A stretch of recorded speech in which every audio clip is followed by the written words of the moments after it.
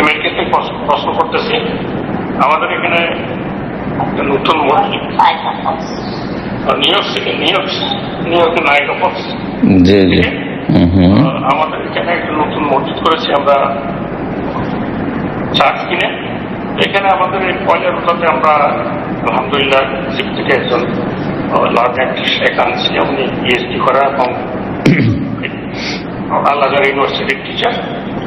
এখানে প্রশ্ন হচ্ছে, আমরা এখানে 4 রাকাত 8 রাকাত তারাবি পড়ি, তারপর বিকেল করি। 4 রাকাতের মধ্যে যে গ্যাপটা দেওয়া হয় ইমামের সম্মতিতে খুব সম্ভবত আমাদের মসজিদের প্রেসিডেন্ট ওই মাইক নিয়ে বিভিন্ন লোকজনদের বলেন যে আপনারা এই দোয়াটা পড়তে পারেন, এই দোয়াটা পড়তে পারেন, বিভিন্ন দোয়া তালিম দিয়ে থাকে এবং এটা শেয়ার করেন। এখন এটা কি সহিহ সুন্নাহ মতো হবে না আমরা নতুন ইউনিভার্সিটি করতেছি? এটি বিরতি দেওয়া 4 রাকাত পরে, এটা তো সালাফদের সুন্নাত, সাহাবায়ে কেরামদের সুন্নাত, ঠিক আছে। এই জন্য তারাবিকে তারাবি বলা হয়। কিন্তু এতে প্রত্যেক দিন একজন দাঁড়িয়ে যাবে আর মানুষকে দুয়ার তালিম দিবে না, এটা করবে না। এটা মানুষে অনেক সময় মনে করবে যে এটাই সুন্নাত, কিছুদিন পরে এটা বেদাত চালু হয়ে যাবে, যার ফলে এটা করবেন না। মাঝে মধ্যে যদি প্রয়োজন হয় তাহলে দোয়া শিখাবে। আরে এত শিখাবার কি দরকার? একজন মুসলিম নিজের গরজে শিখবে, ওকে শিখাইতে পাঠ পড়াইতে, ছোট বাচ্চা যে পাঠ পড়াইতে তোমার বাপ মার জন্য এই দোয়া করো, তো এই ছেলে মেয়ের জন্য এই দোয়া করো, হ্যাঁ ওর গরজ সেটা, কথা বলছেন। সুতরাং এইটা দোয়া শিখাবার জায়গা নয় যে ওই 4 রাকাত পরে হ্যাঁ একটু যে বিরতির বৈঠক দেওয়া হলো আর সেখানে করে বা বিরতি দেওয়া হলো, সেখানে দোয়া শিখাতে শুরু করলেন, ওয়াজ করতে শুরু করলেন। তবে কোন দিনই কথা, দিক নির্দেশনামূলক তাওহীদ সুন্নতের কথা মাঝে মধ্যে যদি ইমাম বলে তাহলে সেটা ফরজের পরেও বলতে পারে, সুন্নতগুলির আগে আর 4 রাকাতের মাঝখানে যে মাঝে মধ্যে, কিন্তু ডেলি ডেলি কাজ করবে এটা সুন্নতের খেলাফ অবশ্যই। জি বারাকাল্লাহ ফিক। এরপর যে প্রশ্ন করবেন আব্দুল্লাহ, আপনি প্রশ্ন করবেন।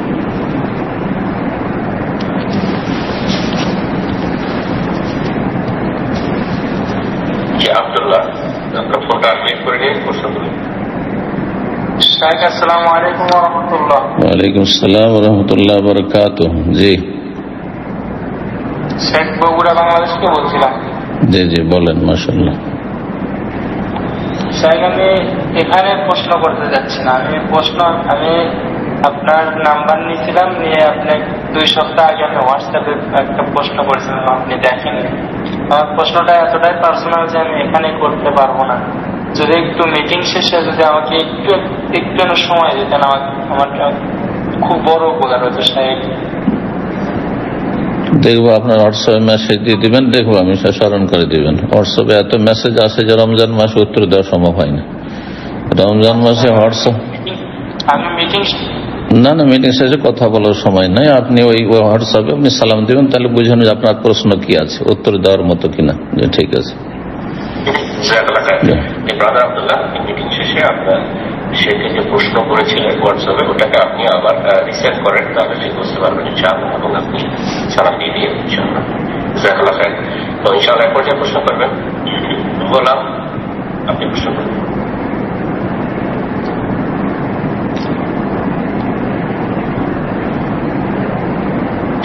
গোলাম, আপনি টার্মিনেট করে নিয়ে প্রশ্ন করুন।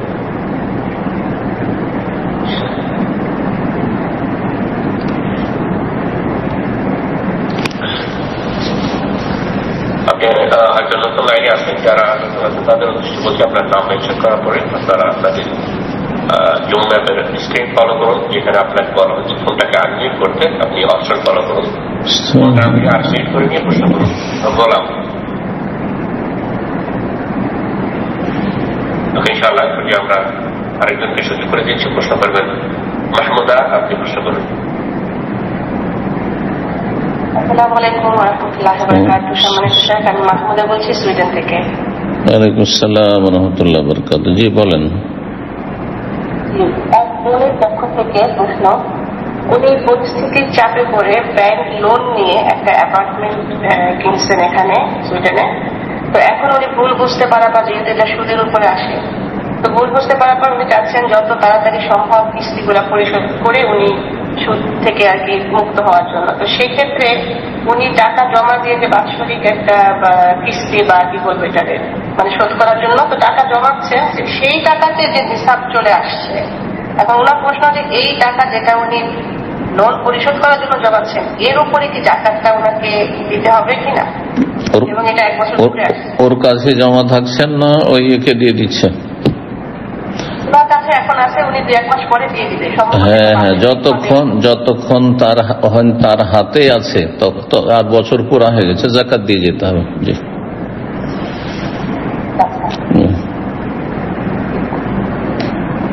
আল্লাহ হেদায়েত করুক, সুদ থেকে বাঁচিয়ে রাখুন। ঠিক আছে, তো আমরা পরবর্তী প্রশ্ন নিচ্ছি। প্রশ্ন করবেন শাফি মোল্লা, আপনি প্রশ্ন করবেন।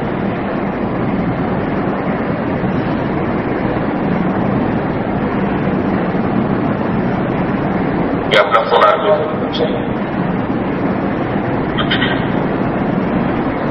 আপনার ফোনটা আবার মিউট হয়ে গেল এবং আপনার সাউন্ড একটু ক্লিয়ার করে নিন। যে প্রশ্ন করুন।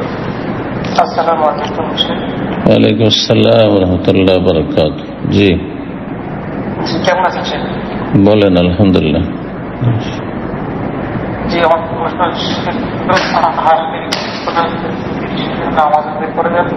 শোনা যাচ্ছে না ক্লিয়ার, শুনতে পাচ্ছি। আরেকবার চেষ্টা করুন। তা বুঝলাম না। বুঝেছেন ইকরাম ভাই? বলেন, এক্সপ্লেন করেন। না, ঠিক, আমি ওনার কথাটা বুঝতে পারিনি। জি, আপনি আবার প্রশ্ন করুন। কার পিছনে বলছিলাম?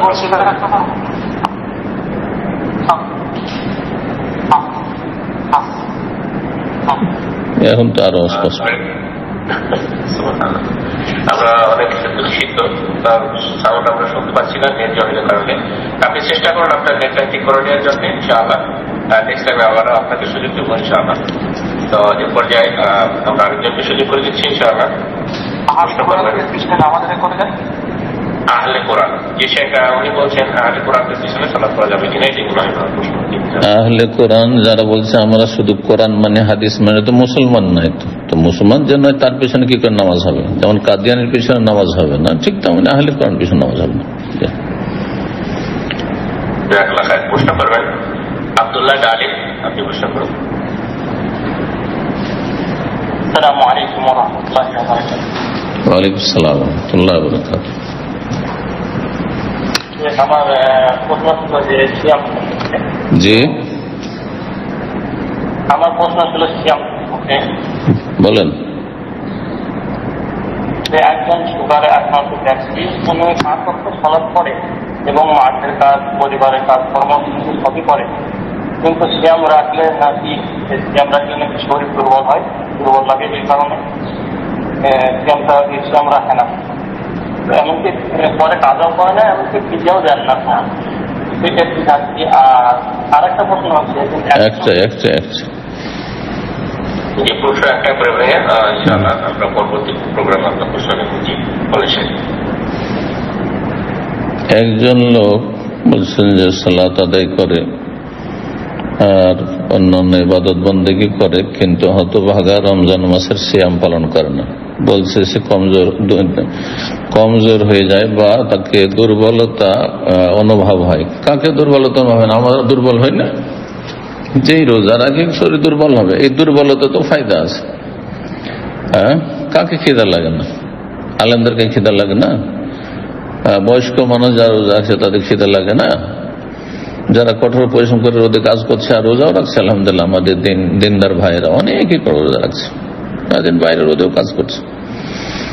তো কথা হচ্ছে যে ফাত্তাকুল্লাহ মাস্তাতাতুম, যথাসাধ্য আল্লাহকে ভয় করো। হ্যাঁ, আর এইখানে এইরকম ভাবে সে রোজা ছাড়তে থাকবে আর অথচ রোজা রাখতে পারবে। তাকে খিদা লাগছে, বেশি করে খাক, এমন কিছু খাক যেগুলো এনার্জিপূর্ণ জিনিস, যেগুলো তো ভালো এনার্জি আছে, ভালো, যাতে তাকে পিপাসা কম লাগে। শরীরে দুর্বলতা অনুভব কম হয়, এগুলো করবে। এগুলোর জন্য যথেষ্ট বুঝছে। আর না বুঝে তো ভালো ডাক্তারের সাথে, ভালো ধার্মিক মুসলিম ডাক্তারের কাছে পরামর্শ নেবে, কিন্তু রোজা রাখবে না, সে হচ্ছে ফাসিক। যতই নামাজি আর মুসল্লি আর যতই সহি আকীদার দাবিদার হোক, সে ফাসিক, পাপিষ্ট। হ্যাঁ, আর এই অবস্থা মারা গেলে জাহান্নামে যেতে হবে। একেবারে রোজা রাখে না, জাহান্নামে যেতে হবে। ইসলামের গুরুত্বপূর্ণ স্তম্ভ হচ্ছে রমজান মাসের সিয়াম। যদি এটাকে কেউ না পালন করে স্থায়ীভাবে, তো কুফরির কাছাকাছি, এটি কুফরির কাছাকাছি। আর অস্বীকার করে যদি বা হালকা মনে করে, তো কুফর, বড় কুফর এটি। জি, আল্লাহ হেদায়েত দান করুন।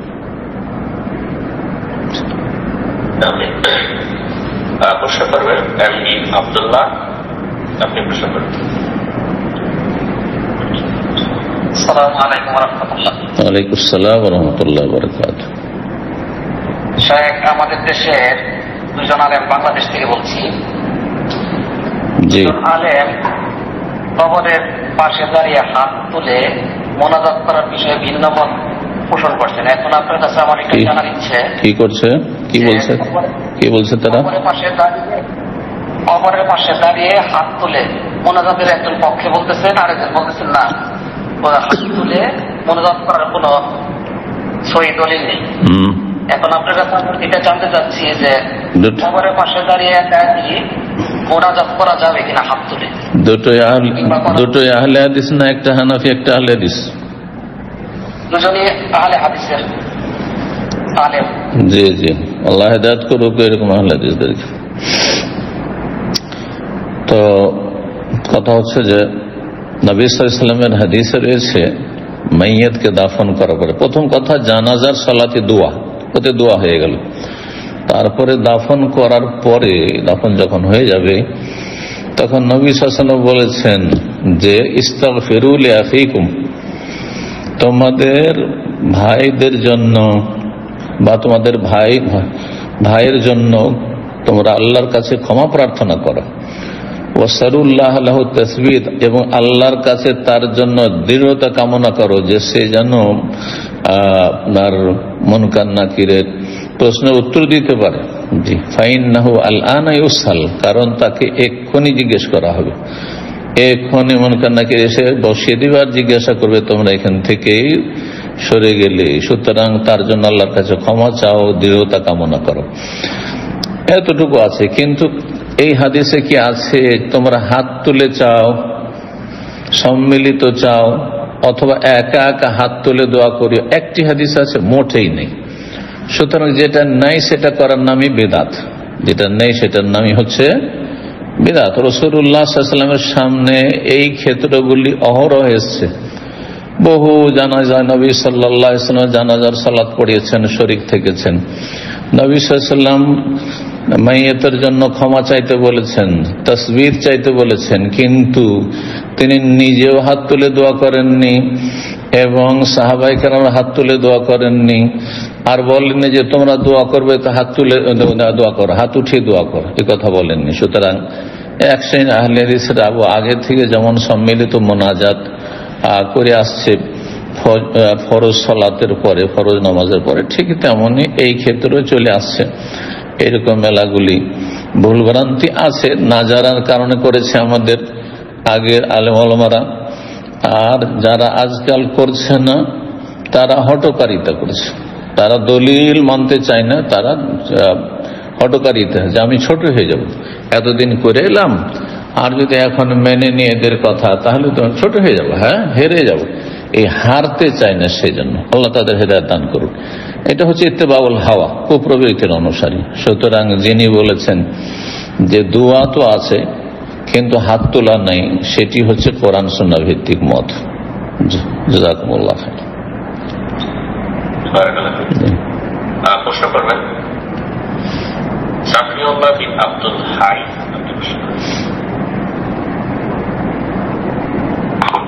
আসসালামু আলাইকুম ওয়া রাহমাতুল্লাহ। ওয়া আলাইকুম আসসালাম ওয়া রাহমাতুল্লাহি ওয়া বারাকাতুহু। আমি সৌদি আরব রিয়াদ থেকে। বলেন। আমার প্রশ্ন আছে, একটা কথা বলতে চাচ্ছি সেটা হচ্ছে যে আজ থেকে কোনো এক রমজানে কয়েক বছর আগে আপনার এই আলোচনা শুনে শহীদ পেয়েছিলাম, আলহামদুলিল্লাহ। আলহামদুলিল্লাহ, আল্লাহ কবুল করুন। তো আমি অনেকদিন চেয়েছিলাম আপনার সাথে সাক্ষাৎ করতে, রিয়াজে আসছিলেন, আগে আসতেন বাবুলাতে হয় না, এই কথাটা বলার জন্য চেয়েছিলাম, বলতে পারিনি, আজকে বললাম। আজ থেকে প্রায় 10-12 বছর আগে। যেহেতু আমার প্রশ্ন হচ্ছে, আমি রমজান মাসে দেশে গেলে আমি তারাবি পড়তে অনেক সময় সমস্যায় পড়ে যাই। সেটা হচ্ছে যে আমাদের যে গ্রামের মসজিদ আছে সেটা হচ্ছে যে মাত্র সূরার লাস্টে 10-15টা সূরা দিয়ে 15-20টা সূরা দিয়ে আপনার ছোট ছোট 10-20 মিনিটের 20 টাকা নামাজ শেষ হয়ে যায়। আবার একটু দূরে গেলে 1-1.5 কিলোমিটার দূরে গেলে পড়তে পারি, সেটা হচ্ছে আপনার খতমে তারাবি, যেটা বলে আমাদের দেশে 5 গতিতে। এই অবস্থায় আমার করণীয় সেই খতমে তারাবিও তো মানে স্পষ্ট পড়ে না, তারা এত এক্সপ্রেস পড়ে যে তাতে কোরআনের আয়াত কালেমাত বাক্য কিচ্ছু বোঝা যায় না। দুটোই সুন্নাহ বিরোধী সালাত, আর এই দুই শ্রেণীর সালাতই কবুল হয় না। খতম তারাবির নাম দিলাম আর তাতে করে পড়েই চলে যাচ্ছে। এই যে আজকালকার দেশীয় হাফেজরা বেদাতি সমাজের এইসব সালাতও জায়েজ নয়। আর যারা ছোট ছোট সূরা পড়ছে 20 মিনিটে 20 রাকাত, সেটাও জায়েজ নয়। রাকাত পুরা করতে হবে, বাপ দাদা থেকে পাওয়া রাকাত সংখ্যা পুরা করতে হবে, নবী সাল্লাল্লাহু আলাইহি সাল্লামের সুন্নাত হোক আর নাই হোক। কিন্তু কোয়ালিটি একেবারে ডাউন কোয়ালিটি, যে কোয়ালিটি ইরজে ফাসাল্লে ফাইন্নাকা লাম তুসাল্লি। নবী 1400 বছর আগে বলেছিলেন একজন বেদুইনকে, যাও ফিরে যাও, তুমি সালাত পড়োইনি, পুনরায় সালাত পড়ো। 3 বারে তাকে ফিরিয়ে দিয়েছেন, যাও আবার পড়ো, আবার পড়ো। তারপর বলছে এর চাইতে ভালো তো জানি না ইয়া রাসূলুল্লাহ, আমাকে কেউ শেখায়নি এর চাইতে ভালো। তাকে ধীর স্থিরতার সাথে সালাতের শিক্ষা দিলেন। সুতরাং যদি ধীর স্থিরতার সাথে সালাত কোথাও হয় তাহলে পড়বেন, আল্লাহ হইলে তারাবি জামাতে পড়া কোনো আবশ্যক কাজ নয়। কোয়ালিটি যদি ভালো হয় তাহলে সুন্নাত জামাতে পড়া সুন্নাতে মুআক্কাদা।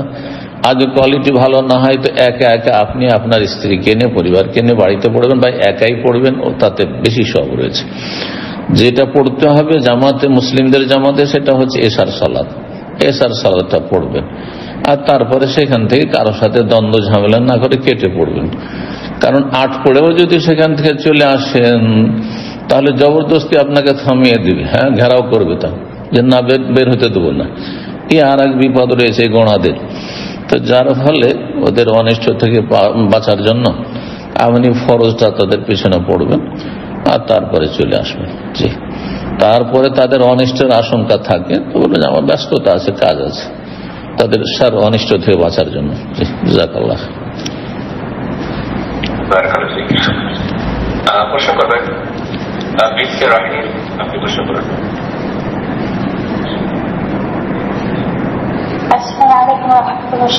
ওয়ালাইকুম আসসালাম ওয়া রাহমাতুল্লাহি ওয়া বারাকাতুহু। জি, বলেন। ফজরের আজানের শুরু হয়েছে এমন অবস্থায় আমার খাওয়া আসলে শেষ হয়নি, তো মানে তখনও বাকি ছিল, শেষ করছিলাম। তো এই ক্ষেত্রে আমাকে আবার কাজা রোজা রাখতে হবে বা স্নানটা কি হয়েছে? এক লোকমা 2 লোকমা যদি থাকে প্লেটে তাহলে তাড়াতাড়ি সেরে নেবেন।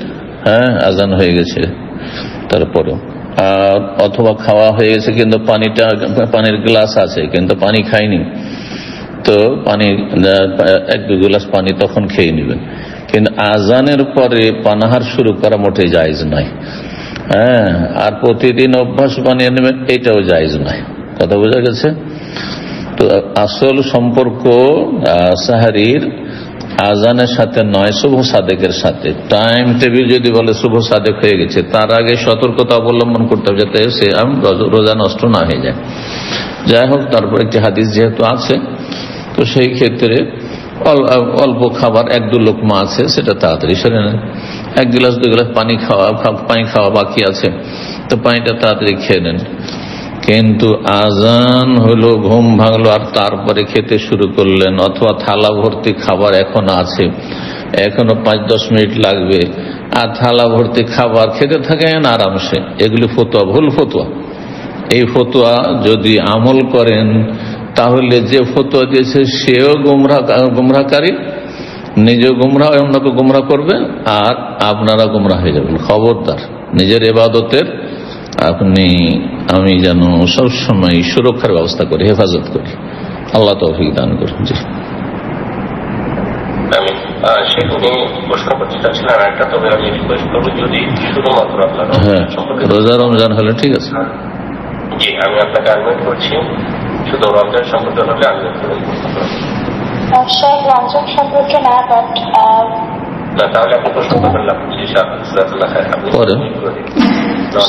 সামনে ইনশাআল্লাহ, আর অন্য মজলিসে ইনশাআল্লাহ, অন্য সপ্তাহে ইনশাআল্লাহ। তো ইনশাআল্লাহ আমরা কাছে প্রশ্ন নেব, প্রশ্ন করবেন প্রশ্ন করবেন রেহানা, আপনি প্রশ্ন করবেন।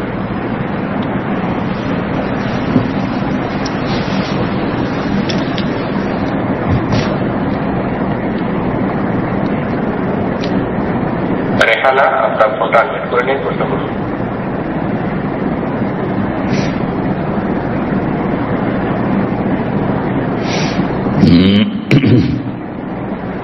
আপনি একটা পর্যায়ে প্রশ্ন করবেন সোমাইয়া, আপনি প্রশ্ন করুন।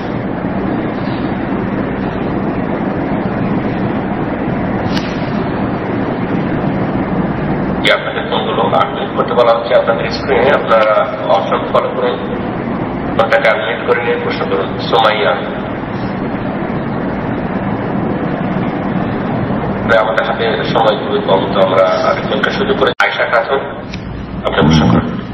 আসসালামু আলাইকুম রহমতুল্লাহ বারাকাতুহু। সম্মানিত শেখ, আমি ট্যাংরা থেকে বলছি। আলহামদুলিল্লাহ। আমি জানতে চাচ্ছি, এখানে তারাবি হচ্ছে অনেক মানে কোরআন শোনানো যে 8 রাকাত পড়েন, আবার অনেকে 20 রাকাত পড়েন। তো আমরা কি 8 রাকাত পড়বো না 20 রাকাত? কোরআন সুন্নাহ মোতাবেক কোনটা সহি, আপনি যদি একটু বলতেন, জাযাকাল্লাহ খায়রান। কোরআন সুন্নাহ মোতাবেক যদি পড়তে চান তো মা আয়েশা রাদিয়াল্লাহু তাআলা আনহার সহিহ বুখারীর হাদিস, এর চেয়ে স্পষ্ট কোন হাদিস নেই। সেটা হচ্ছে মা আয়েশা রাদিয়াল্লাহু তাআলা আনহাকে জিজ্ঞেস করছেন যে কাইফ কানা সালাতু রাসূলিল্লাহ সাল্লাল্লাহু আলাইহি ওয়াসাল্লাম বিল লাইল, রাতের সালাত কেমন ছিল? তখন বললেন তিনি রমজান মাসের কথা জিজ্ঞেস করছেন, বলছে মা কানা ইয়াজিদু ফি রমাদান ওয়ালা ফি গায়রিহি আলা 11 রাকাতান। রমজান মাসে হোক আর অন্য কোন মাসে হোক, সারা বছর 11 রাকাতের বেশি তিনি পড়তেন না। 8 রাকাত তারাবি, তাহাজ্জুদ একই সালাতের দুটো নাম, আর তারপর 3 রাকাত বিতর, অথবা 10 রাকাত 2 করে পড়ে 1 রাকাত বিতর। এটা হচ্ছে নবী সাল্লাল্লাহু আলাইহি ওয়াসাল্লামের সুন্নাত। এই জন্য শাইখ ইবনে বাজ রাহিমাহুল্লাহ সৌদি আরবের প্রধান মুফতি ছিলেন আজকে থেকে 23 বছর আগে, আর মদিনা ইউনিভার্সিটির যিনি চ্যান্সেলর ছিলেন রাহিমাহুল্লাহ তাআলা, সারা বিশ্বের সবচেয়ে বড় আলেম ছিলেন আপন জামানায়। তিনি বলতেন প্রত্যেক রমজানে, আমরা ছাত্র জীবন থেকে তার আলোচনা, তখন তো দুনিয়াতে ছিলেন তিনি, ছাত্র জীবন থেকে শুনতাম, পহেলা রমজানের রাতে তিনি যে আলোচনাটি করতেন সেখানে তিনি বলতেন যে ওয়াল আফজাল, উত্তম হচ্ছে 11 রাকাত আদায় করা ইফতিদান বিসুন্নাতে রাসূলুল্লাহ সাল্লাল্লাহু আলাইহি ওয়াসাল্লাম, রাসূলুল্লাহ সুন্নতের অনুসরণে। এটি যদি লম্বা করে পড়া হয় সুন্দর কোয়ালিটির, তাহলে 8 রাকাত পড়লে বেশি নাকি 20 রাকাতের তুলনায়। আর যদি 8 রাকাত পড়তে গিয়ে 8 রাকাতওয়ালারাও যতটা 2 রাকাতের সময় লাগাচ্ছেন, ওই 20 রাকাতওয়ালাও ওই সময় লাগাচ্ছেন, তাহলে নাকি পাবেন না। তাহলে আপনি কথা বলতে পারেন যে শুধু 8-এর সংখ্যা পূরণ করে আমি বেশি নাকি পেয়ে যাবো। কিন্তু 8-এর সংখ্যা পূরণ করলে কিন্তু সময় লাগালেন আপনি অর্ধেক সময়। আর একজন হয়তো রাকাত সংখ্যাটা রাকাত সংখ্যা নবী সাল্লাল্লাহু আলাইহি ওয়াসাল্লামের নিল না আমলের, পরে সাহাবায়ে কেরামদের যুগে মানুষরা পড়তো, কেউ 20 পড়তো, এমনকি তাবেঈদের যুগে, ইমাম মালিক রাহিমাহুল্লাহর যুগে, তাবেঈনদের যুগে মদিনাতে 40 রাকাত পড়া হইতো, আর এক রাকাত ভিতরে 41 রাকাত পড়া হইতো। তো যারা 20 নিয়ে টানাটানি করেছেন, 20 কেন, একটু 41 রাকাত শেখান না, 41 শেখান মানুষকে। যদি সংখ্যায় বাড়াবার জন্য এত উদ্গ্রীব হন তো 41 পড়ান, হ্যাঁ 36 পড়ান, 38 পড়ান, হ্যাঁ 34 পড়ান। এই বিভিন্ন রকমের যে আমলগুলি রয়েছে এগুলো করেন, কিন্তু সেগুলোকে সুন্নত বলিয়েন না রাসূলুল্লাহ সাল্লাল্লাহু আলাইহি ওয়াসাল্লামের। যেই ব্যক্তি বলবে যে রাসূলুল্লাহ সাল্লাল্লাহু আলাইহি ওয়াসাল্লামের সুন্নত হচ্ছে 20, সেই ব্যক্তি ভুল তথ্য দেবে ইসলাম সম্পর্কে। যেই ব্যক্তি বলবে যে তারাবি 20 রাকাত 18 রাকাতে কোনো 8 রাকাত আর 20 রাকাতে কোনো পার্থক্য না, সেই ব্যক্তি ইসলামের ভুল মেসেজ দিল মানুষকে। 8 রাকাত নবী সাল্লাল্লাহু আলাইহি ওয়াসাল্লামের সহিহ সুন্নাত, এটি আমল। আর বাকি কেউ যদি নফলের নিয়তে বেশি পড়ে তাহলে জায়েজ আছে, না জায়েজ নয়, কিন্তু নফলের নিয়তে পড়তে হবে। রাসূলুল্লাহ সাল্লাল্লাহু আলাইহি ওয়াসাল্লাম সুন্নাত বলবে না, কারণ কথাটি মিথ্যা হবে, অবাস্তব হবে। জাযাকুমুল্লাহ খায়র। আজ এখানে শেষ করে ইনশাআল্লাহ, অনেক সময় হয়ে গেল, তার শরীরে অসুস্থতা, তো মনে হয় সময় জানিয়ে আজকে এখানে শেষ করে দোয়া করেন। তাই জাযাকুমুল্লাহ খায়র। দোয়া করি আল্লাহ রাব্বুল আলামিন যেন আমাদের ফরজ নফল ইবাদত বন্দেগী কবুল করেন, রমজান মাসকে আমাদের জন্য মোবারক করেন, এবং রমজান মাসে আমাদেরকে যেন কবুল করেন, আমাদের পরিবার পরিজনকে আল্লাহ কবুল করেন। যারা আমাদের মধ্যে অসুস্থ রয়েছেন, বিশেষ করে দিনী ভাইয়েরা যারা আজকে অনলাইনে আছেন, তাদের অনেকে সম্পর্কে জানি যে তারা অসুস্থ রয়েছেন, আল্লাহ যেন তাদেরকে শেফায়ে কামিলা দান করেন, পূর্ণ আফিয়াত দান করেন। এবং আল্লাহ রাব্বুল আলামিন এর কাছে দোয়া করি আল্লাহ রাব্বুল আলামিন আমাদেরকে নেক হায়াত দান করেন, দ্বীনের খাদেম হিসেবে আল্লাহ কবুল করেন, এবং যারা দ্বীন শিখছেন পুরোপুরি দ্বীন পালনের জন্য আল্লাহ রাব্বুল আলামিন যেন রাস্তাকে সহজ করে দেন। ছেলে মেয়েদের ঈমানি ইসলামী তরবিয়তকে আল্লাহ রাব্বুল আলামিন যেন সহজ করে দেন এই ফিতনার যুগে। আল্লাহ রাব্বুল আলামিনের কাছে আবার দোয়া করি আল্লাহ আমাদের গুনাহ খাতা মাফ করে দেন, ভুল ত্রুটি মাফ করেন, নেকির কাজে অগ্রগামী হওয়ার তৌফিক দান করেন। রব্বানা আতিনা ফিদ দুনিয়া হাসানা ওয়া ফিল আখিরাতি হাসানা ওয়া কিনা আযাবান নার। ওয়া সাল্লাল্লাহু সাল্লামা আলা নবিয়িনা মুহাম্মদ ওয়া আলা আলিহি ওয়া সাহবিহি আজমাইন।